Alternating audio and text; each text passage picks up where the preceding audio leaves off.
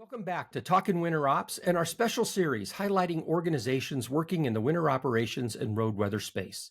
I'm Rick Nelson, and on behalf of the AASHTO Committee on Maintenance, their Maintenance Operations Technical Working Group, and the Winter Weather Management Technical Service Program, we're proud to host the 2024 National Winter Maintenance and Road Weather Briefing. Now, these briefings give organizations an opportunity to showcase their efforts to help you achieve your winter maintenance mission. This episode features the Maintenance Decision Support System Pooled Fund Study. And here to fill us in on the project is Dave.Huft, who's the ITS manager for the South Dakota DOT. And also, South Dakota is the lead state for this program. And Transportation Road Weather Project Manager Shawn Truelson with DTN, who supports the MDSS project. Hi, Shawn. Hi, Dave. Good morning. So we're really glad to have the MDSS back for the briefing this year for an update. It's going to be interesting to see the kinds of progress you all have made over the last year. So, Dave, I think you're gonna start us out. So whenever you're ready, it's all yours. Thank you, Rick. And Shawn and I are really pleased to be able to share with you again this year what's happening with the MDSS Pool Fund Study. The project is called Development of an Operational Maintenance Decision Support System. And maybe we'll emphasize the word operational because the MDSS that's been in development has been in operation for 20 years. It has evolved substantially over that period of time. But the work started in 2002 with 4 states, Indiana, Minnesota, North Dakota, and South Dakota. Over the duration of the Pool Fund Study, 21 different states have participated at various times. South Dakota has been the lead state from the beginning. There are currently 10 state DOT members. State DOTs and other agencies can participate. There is a $30,000 a year membership fee that goes to sponsor the research and development that is done collaboratively. We meet as a technical panel 3 times a year in person, and these are valuable meetings where we review what progress has been made. We also give direction to the developers of the MDSS, and we have a lot of intellectual exchange of information, not just on what the MDSS is, but how all of the states are using it in their various situations. Our lead contractor is DTN, who Shawn is with.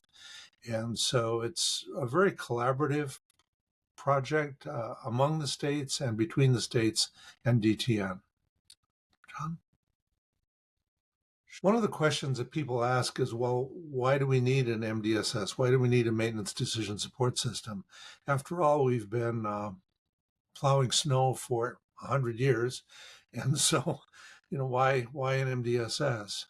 Well, the circumstances have certainly changed and are continuing to change. And the demands, honestly, are more stringent than they used to be.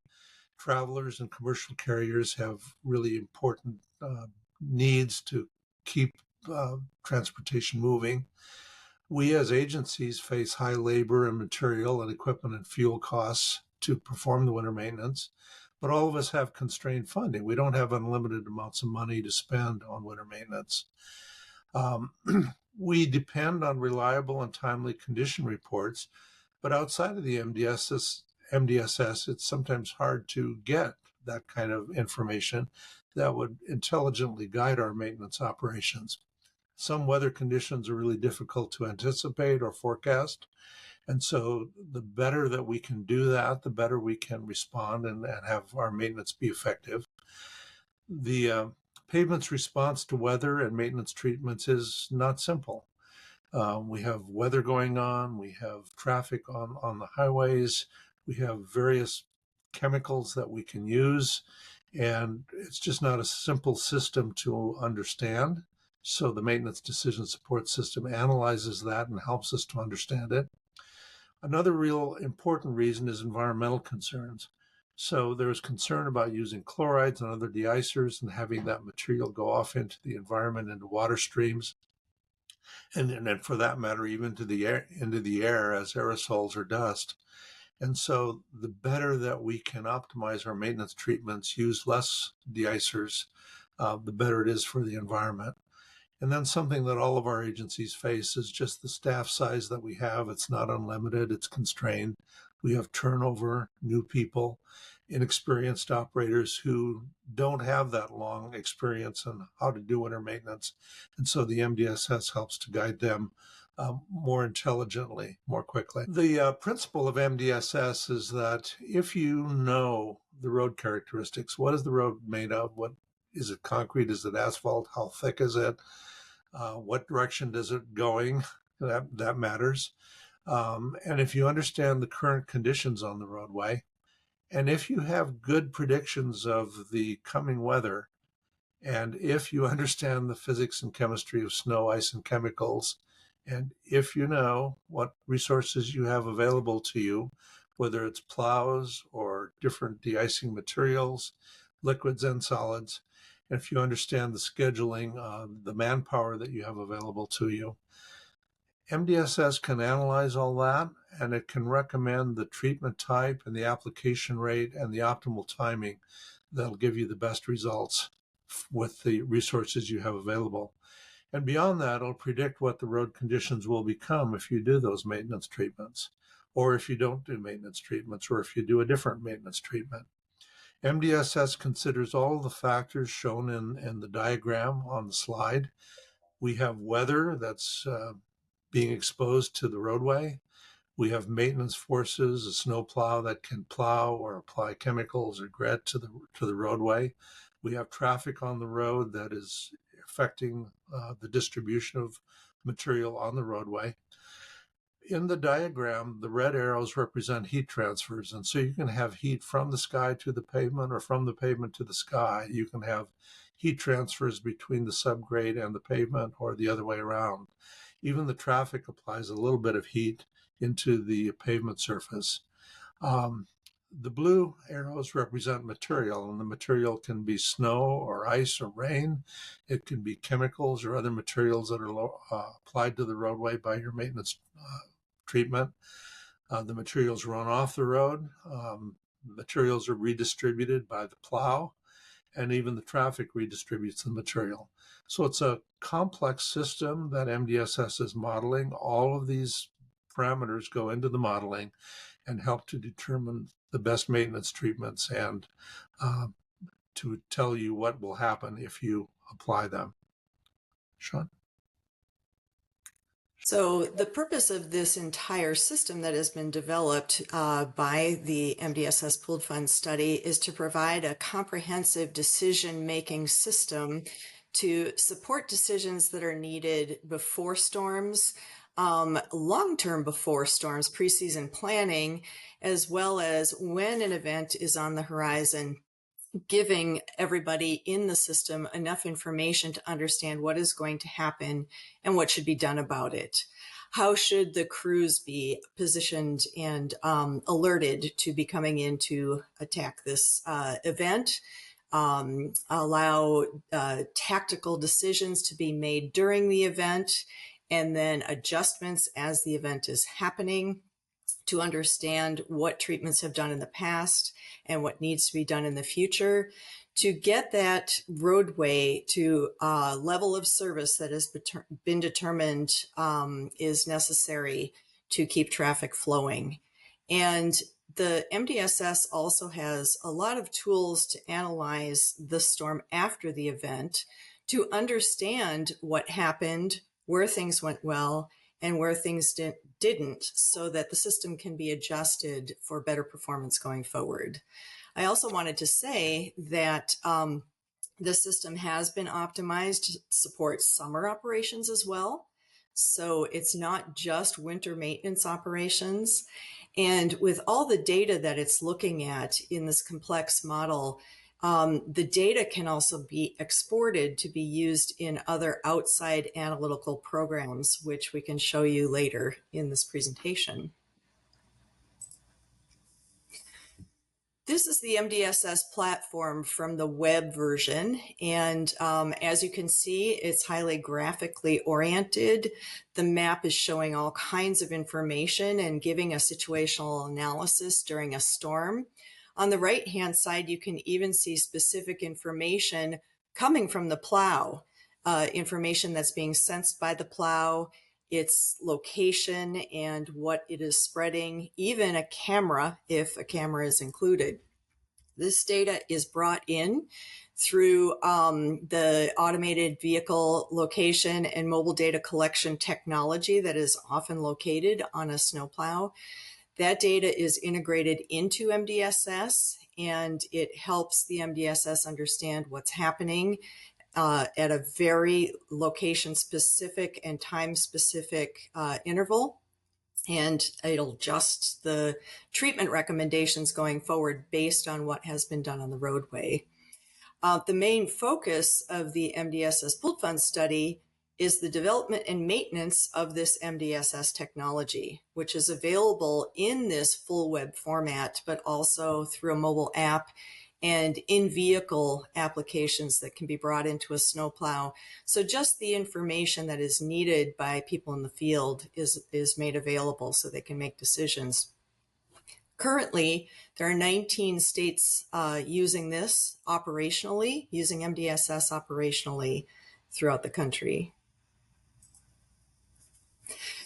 As part of any good system, you want to analyze the results. You want to analyze what people are thinking about these treatment recommendations, if they are accepting them or declining them. And we've had a system to do this for the last 12 years. So this is called the assessment of recommendations, and we've been doing subjective analysis using input from actual operators to say, do they accept or decline the treatment recommendations provided by MDSS? You can see in the graphic to the right, this is what somebody may see in their plow as they go out and start treating the roadways. And on the right-hand side, you can see some thumbs up and thumbs down, so they can vote and say whether that treatment recommendation really makes sense for them and whether they're going to use it. And once they use a thumbs up or down, they can give reasons why. After 12 years of analysis, we are seeing very consistently that there's about 80% acceptance rate of the treatment recommendations offered by MDSS. And that is encouraging. But we're really wanting to look at those 20% of declines because they tell us a lot about how MDSS is operating and how these treatment recommendations are being perceived by the operators. Actually, in about 60 to 80% of the declines, we are seeing that MDSS does not have the current road conditions analyzed in an accurate way. So that has been a focus of our program going forward. How can we improve the current road conditions that MDSS is using to initialize this complex model that Dave showed you in the earlier slide and give a better treatment recommendation because it understands what's happening now and what's happening in the future? Other things that we've seen are that sometimes the MDSS route configurations are not correct. There might be an incorrect material that's no longer being used, or it's not set up for the correct usage within an operation. So we are working on that very specifically annually to ensure that the route configurations are up to date for all of the people using MDSS. There are other aspects down the list, not to mention the accuracy of weather conditions and forecasts, which are never going to be 100%, but they really do factor in being able to give an accurate treatment recommendation. So all of these things are being worked on to provide a better MDSS going forward. This past year, we've started looking at this subjective analysis by individual weather types. And this has just started out. This kind of analysis is just starting this year. You can see the accuracy rates, or the acceptance rates, I should say, by all of the different storms. In this particular analysis, it was 76% for all types of storms. But for snow, it was almost 78%. Blowing snow was 90%, but as you get into rain and freezing rain, the acceptance rates dropped. Quite frankly, freezing rain is very hard to predict, hard to forecast. So this may be a factor in these responses. We're taking this information to spend more time to look at why. And that is a focus as well of the pooled funds study. In addition, we are starting to look at the data in an objective way. Since we have this AVL MDC data coming in from the snowplows telling us what the spreader is doing and where the plow trucks are, we can analyze that information against the treatment recommendations offered by MDSS. So in effect, we are getting accept and declines from the system itself without ever asking the operator. Now, we're never going to stop asking the operator, but this is a different way of looking at things.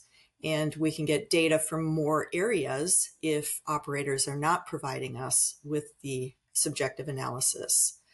In this case, this is an analysis done by Nebraska DOT.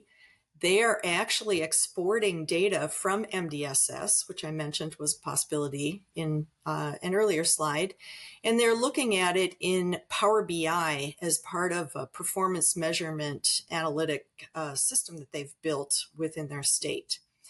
And if you look at the top two graphs, you can see that in analyzing material costs, the blue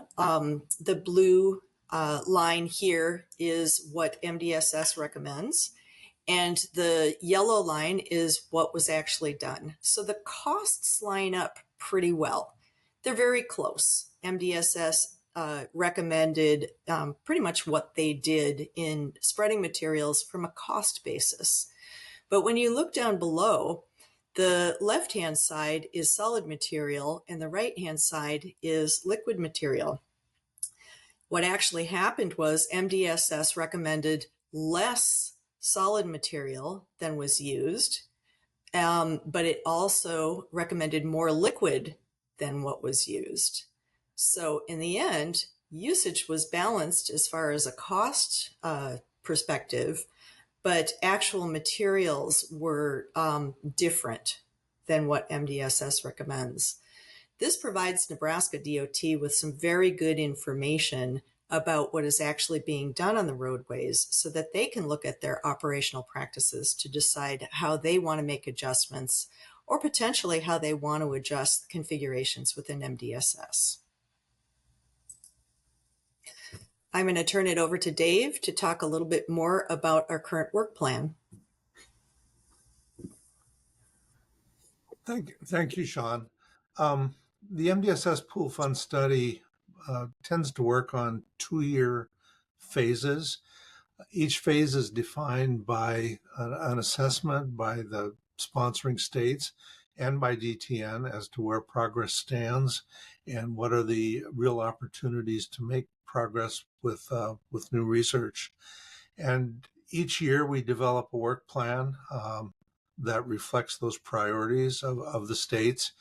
So we're in phase 13. We're just starting the second year of phase 13 in October.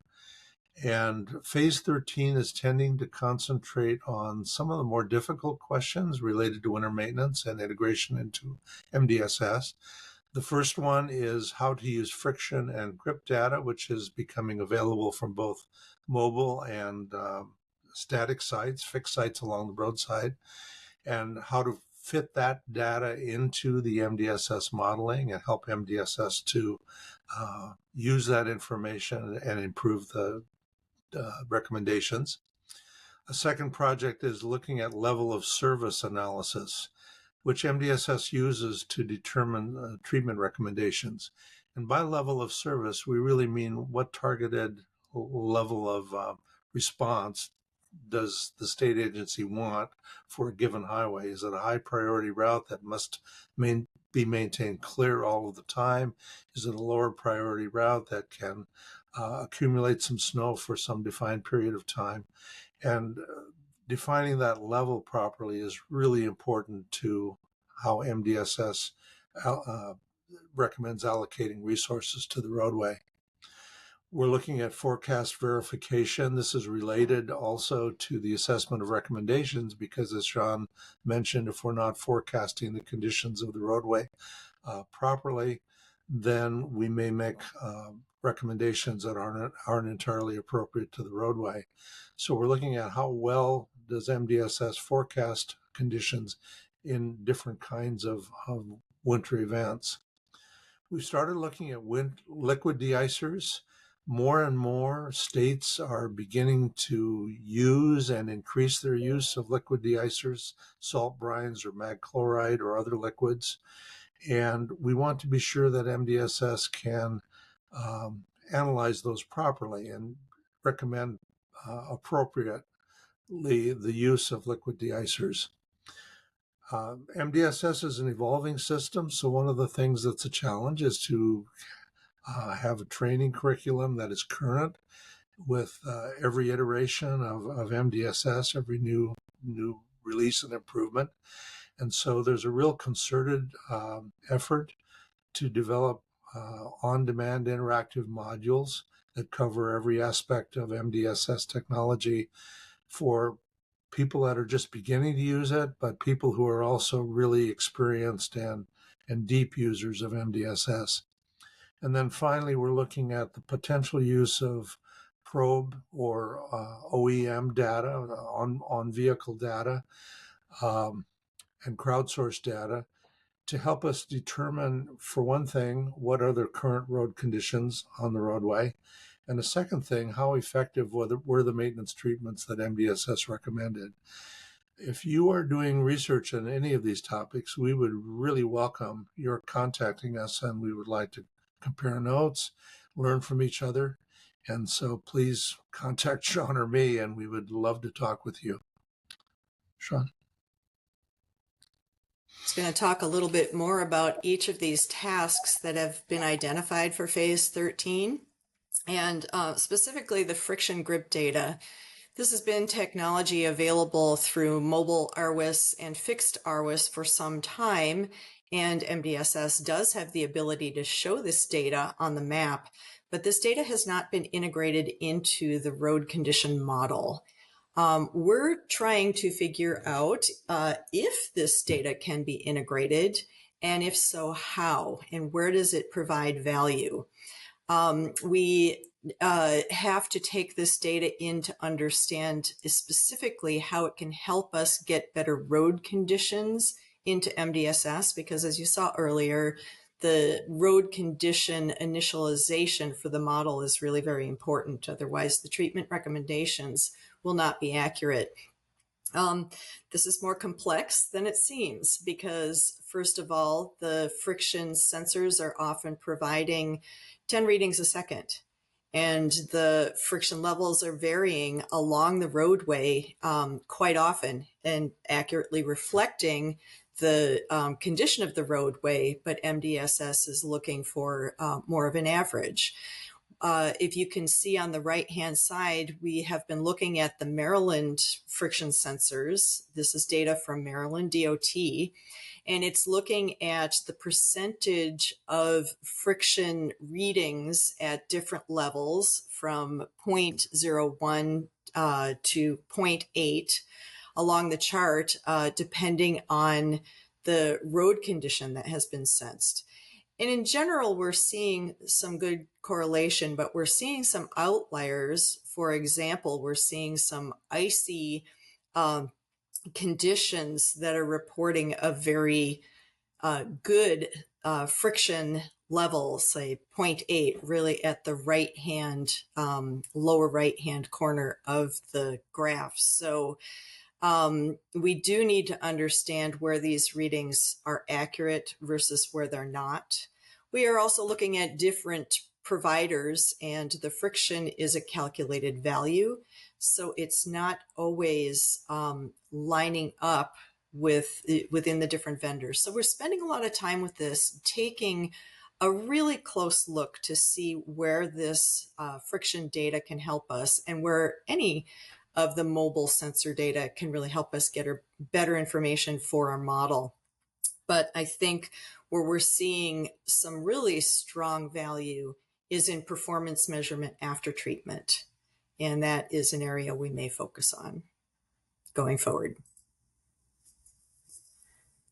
Dave mentioned level of service, and actually setting the level of service up within the MDSS technology by route is really, really key on what it's going to recommend regarding treatments. If it's a high priority route that needs to be bare and dry within just a few hours, we need to make sure that those treatments are going to get the roadway into that state rather than a lesser traveled roadway, which may not have to be returned to level of service for 12 hours. This is a really key component.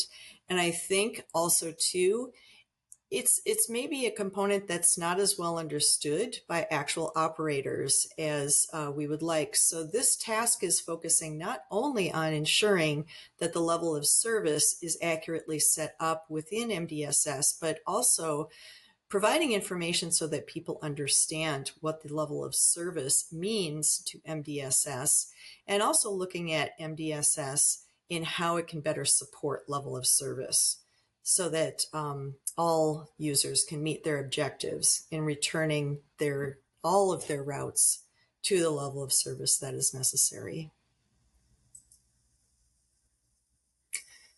Forecast verification is another task that we're spending a lot of time on, because an accurate weather and road condition forecast is essential for providing the decision support that is needed by the people that are using MDSS.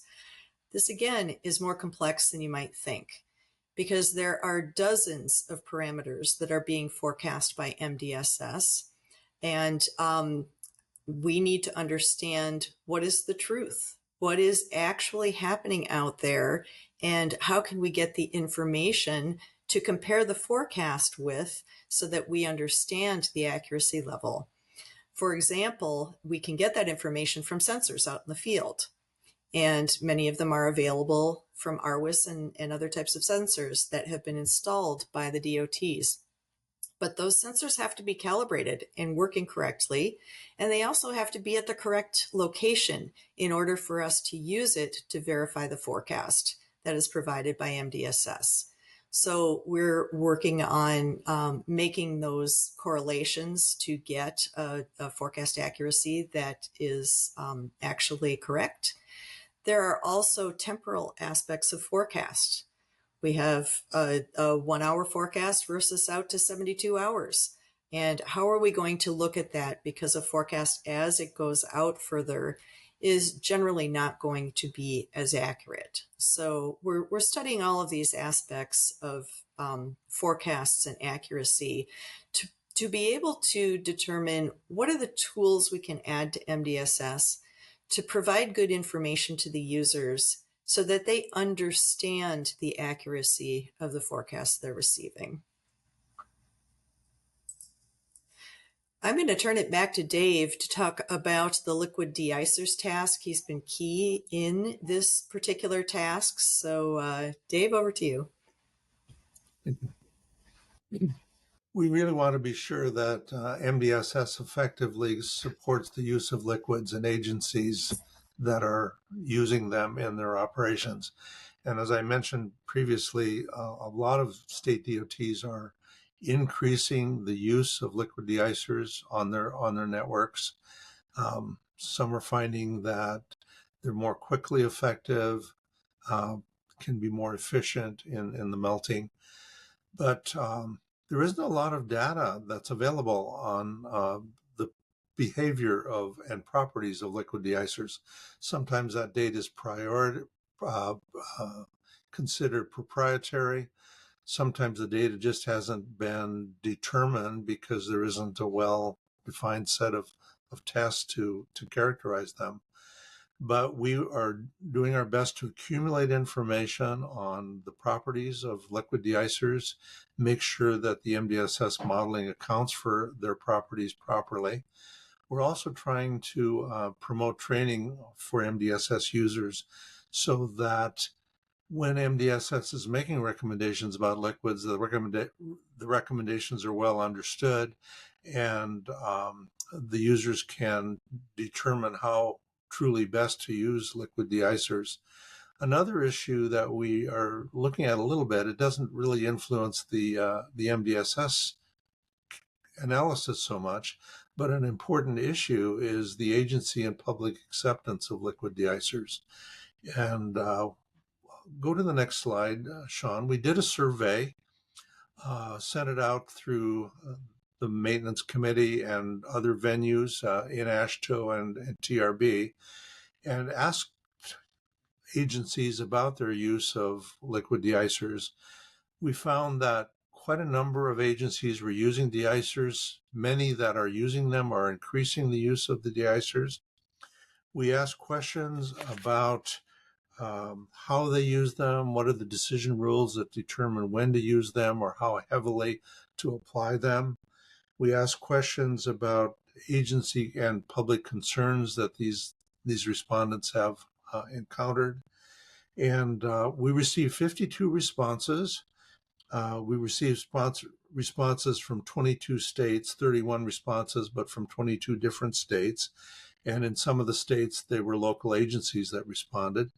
And so we have a good mix of local, state, academic, and other industry perspectives on the use of liquids. We will be compiling these results and sending them to everybody, first of all, who responded to the survey, but we can make these results more available to anyone who would be interested in them. And if you're a state who did not respond but have something to contribute on the perspectives on the use of liquids, we would still welcome your input, and contact me, and I'd be happy to extend the survey so that you can respond as well. Shawn? The training curriculum is a key focus this year for MDSS. As Dave mentioned, it's very, very important to keep everybody informed about the changes that are happening with MDSS. But it was also brought up that there are high staff turnover rates, and when new staff comes in, they need to be trained and they need to understand the technology that they're expected to work with. The other aspect that we're addressing here with the new training curriculum is to really understand what different types of users need to know. So provide that training for different level of experience and positions within the organization so that basic use and training on the basic operations is all operators may need so that they can get the decision support information quickly and easily without having to learn the entire system. So there's modules that are being created, on-demand learning, interactive learning, and we also do on-site training and classrooms, etc. But these are bite-sized chunks to help people understand certain technology within MDSS, and this can be assigned to different levels of users to help them understand exactly what they need to access.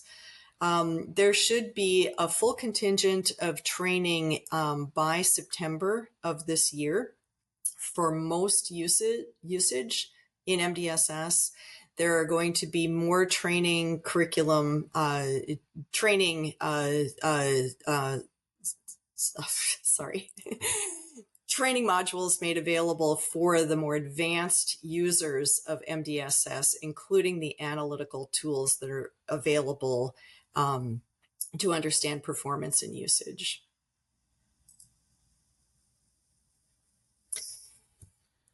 And the last task that we have on the list is looking at how probe OEM or crowdsourced data may be able to provide information to MDSS and help us measure the performance of MDSS based on the data that is collected from moving vehicles and people in those moving vehicles. This is a start. This is information that is not necessarily available in large volume for the locations we're looking at. This is information that may or may not be directly integrated or ingested by MDSS. But we want to look at this. We want to understand what's out there and what it has to offer, because we know that with connected and autonomous vehicle technology, this data is going to become more and more important, and we want to stay on the cutting edge of being able to use the information that's being provided going forward.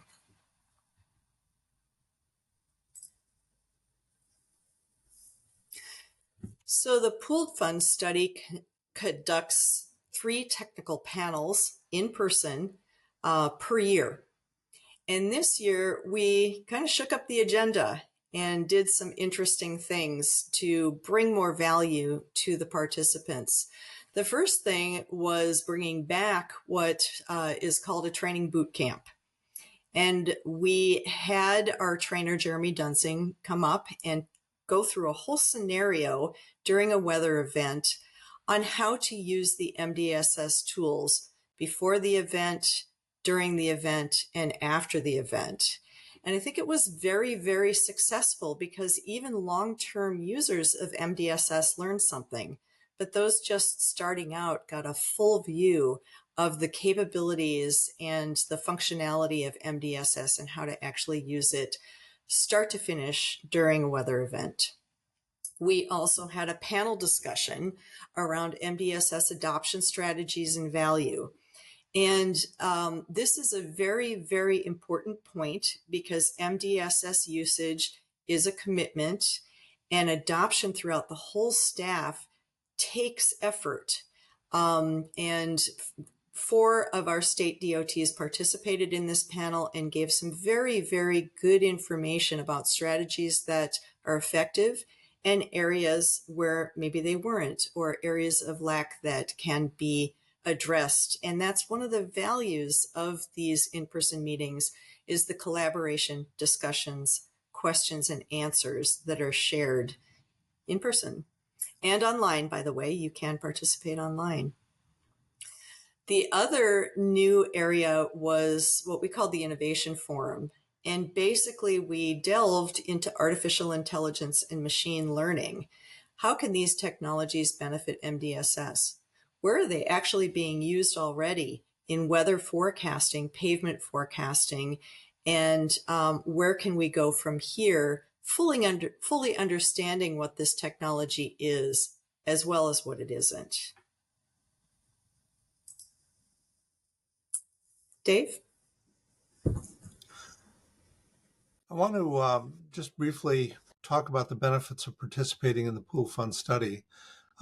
More states use MDSS operationally than are in the pool fund study, but there are some really strong benefits to being an active participant. First of all, you get to lead the research and development. And so by being involved in the pool fund study, you get to set the direction that the MDSS develops in. You get to identify what areas of research are pursued in the development. And so you have a lot of influence in shaping the capabilities and the look and feel of the MDSS. It is a very convenient funding mechanism. There are mechanisms to transfer research funding from your state to the lead state, so it's not a difficult process to accomplish. A really important thing is that it's a low-risk deployment opportunity. So most of the states in the pool fund study started out with a limited or a pilot deployment of MDSS, maybe on certain routes in their state, and maybe equipping certain snowplows in their state with automatic vehicle location or mobile data collection. And then as their experience and capability increased, they could expand. And so we have quite a number of states now that have complete statewide deployment. South Dakota, Nebraska, Minnesota, Wisconsin, North Dakota is moving to full scale deployment, as is Indiana in this coming year. And so it's been an opportunity to start small, learn, and as you gain experience and capability to move to full statewide deployment. It's a very collaborative process. There's a lot of learning from state to state, learning from each other. There's a tremendous amount of learning from the contractor to the state. We're taking advantage of the expertise that various staff and DTN bring to the project. But I would also say that there's a lot of learning from the state to the contractor, because DTN needs to know what the real needs are. How is MDSS really used by the states? What benefit can states really get? And so it's this collaboration that has led to development of a really powerful tool. The intellectual property is jointly owned by the contractor and the states in the pool fund study. And as we're demonstrating by sharing this information with you, this does give us a forum to advance MDSS technology on a national scale, and both promote what we're doing and seek input from others as to how MDSS can be made better. Next slide, Shawn. Last slide. Both Shawn and I would welcome your contact if you're interested in being part of the pool fund study, if you're just interested in what the pool fund study is doing, if you're interested in comparing notes on any of the topics that are being studied, we would welcome conversations or meetings with you. And so please reach out. Both Shawn and I would welcome conversations with you. And so thank you for letting us do that. Dave, Shawn, great briefing. You know, there's so many interesting things taking place. You know, as you're running through that list, my mind's just spinning about, you know, all the different opportunities and technologies that are being put into place. We're going to go ahead and put your contact information below this video, along with websites. We'll put out a call to action if people want to contribute additional information to the survey. I think that's really good information to know what's going on out there amongst your peers. So we'll include all of those things underneath, and it was a pleasure to have you participate in this briefing this year. Thank you, Rick. Rick. You can listen to all the briefings and other Talkin' Winter Ops episodes on our website, talkinwinterops.com, or wherever you get your podcast content. Video versions are available on our Talkin' Winter Ops YouTube channel. Until next time, thanks for tuning in and stay safe out there.